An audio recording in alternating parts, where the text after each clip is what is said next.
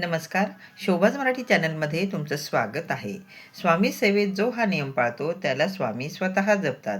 न मागता सगळं मिळणार, फक्त हे करा. आपण जेव्हा स्वामी सेवा करतो तेव्हा काही गोष्टींचं, नियमांचं पालन करणं खूप महत्त्वाचं आहे. स्वामी सेवा करताना नियमांचं काटेकोरपणे पालन केलं गेलं पाहिजे आणि ते आपल्याला करावंच लागतं. मी स्वामी सेवा करते, स्वामी सेवा करतो, मी पारायण करतो, मंत्र म्हणतो किंवा नामजप करतो. आपण कोणीही नाही. करता करविता आपले महाराज आहेत. स्वामी सेवेत येणं खूप सोपं आहे. स्वामी सेवा सोडणं त्याहूनही सोपं आहे. पण स्वामी सेवेत टिकून राहणं खूप अवघड आहे. स्वामी सेवेत आल्यानंतर आपल्या कर्माचे जे भोग आहेत ते कमी होतात. महाराजांनी आपल्यासाठी सर्व लिहून ठेवलेलं आहे.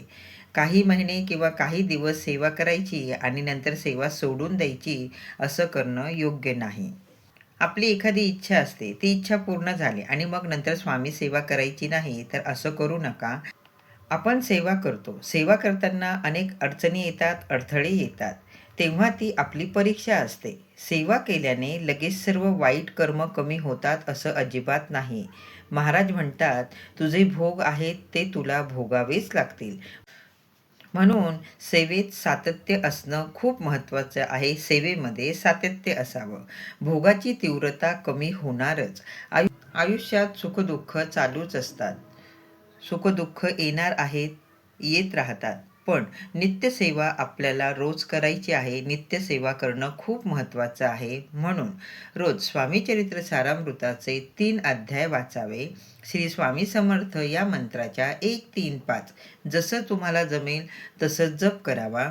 सेवा करत असाल तर मांसाहार वर्ज्य असतो. पण संसारिक आहोत, अनेक अडचणी अडथळे येत असतात. आपल्याकडनं नित्यसेवा होतेच किंवा होईल असं नाही.